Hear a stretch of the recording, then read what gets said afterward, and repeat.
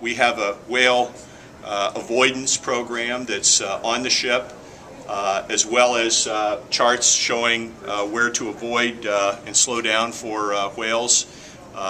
So we operate at a lower speed where we're in certain waters. And of course there's always the issues of safe navigation, which is primary concern. If you have other vessel traffic or any other hazards, sometimes you have fog or other operating conditions, of course. So unannounced inspections, where they not only look at the medical center, but they look at the entire ship as a whole for all its sanitation processes and programs.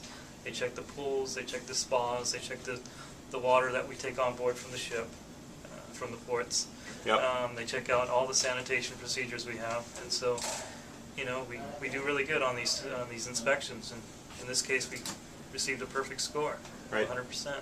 If any of you saw the ship coming in today, you would see a very different vessel from the photos of the old ships with black smoke coming out of the stack from the steamships, and of course, you know, at one point they were coal-fired. But these are all diesel-electric ships that are in the fleet now that are operating here. All of this class of ship. In fact, all of the 93 ships in the Carnival fleet are diesel-electric ships, and what that means is that we have 6 engines on this ship. You've got a monitor here. This Durag is the smokestack, in-stack emissions monitoring for opacity. And I've got a little glare here, so I'm going to get around to the other side. Maybe you can point it out, Andrew. Right now well, the ship's in port, it normally only has 1 engine operating. We only need 1 engine for the hotel, for the lights, for the heating, for all the services we're providing. So this is engine number 2 of 6, which is currently operating. And it's measuring the opacity on this digital display, and it's at 3.7%.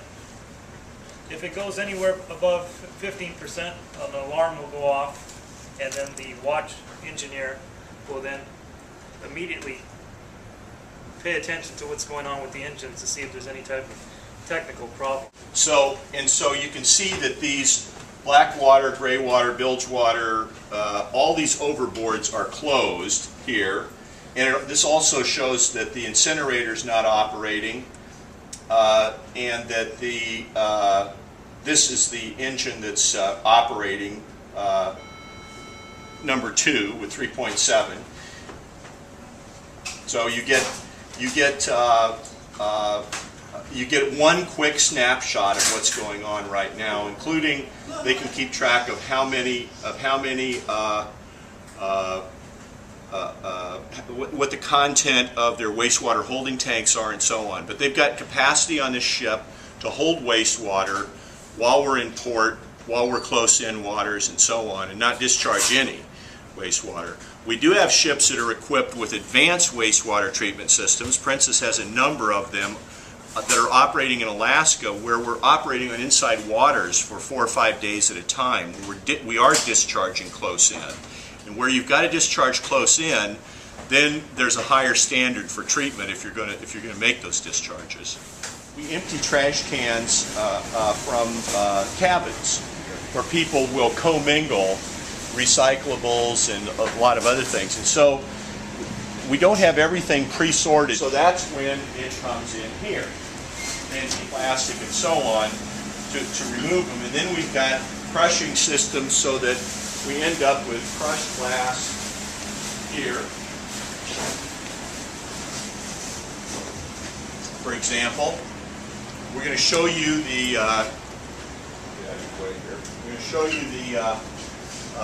compressed aluminum cans that we compress into bricks and wrap and so forth. You can see here where we've got compacted tin and compacted aluminum that's all in bricks, ready to go. These boxes then will be sealed up and banded. They're on pallets, so they're easy to handle.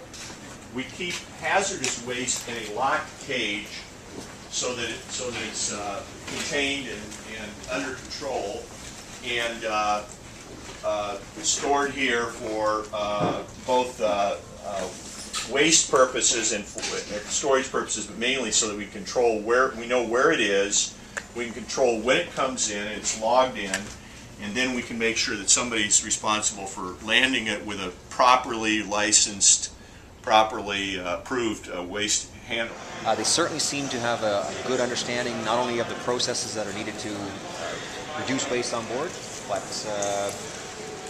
also in terms of some of the international regulations. So they have their act together with regards to their understanding of it. Okay, can you give us a letter? Great. Can I give you a grade? No, I can't give you a grade on it right now, but no, certainly I came away with a much better understanding myself of what they are doing. So I certainly wouldn't give them a failing grade. Shore power, a big issue? In terms of a report card right now, no. Something down the road, definitely. But I think right now, in terms of what the biggest issues are with regards to waste generation and waste management on board, they're addressing those first and foremost, and I think those are the biggest ones, and they're tackling them fairly well. Let's put it in perspective, what they're doing compared to what's happening here in the city. Well, again, it's very easy to point fingers at anybody and say you're doing things wrong. If I was to compare what's happening in St. John versus what's happening in terms of systems on board there, I'd rank them higher than I would our own city. So, yeah, there's lessons to be learned. You know, the fact that it is a ship, and they do have to do things obviously much more efficiently in confined spaces. They've adapted over time to do that, and I think it's something that our communities look at in terms of how well can we interact systems to reduce waste production in the first place, and then deal with it once we do. To get back to that original question of mine, then, what did surprise you about what you saw there?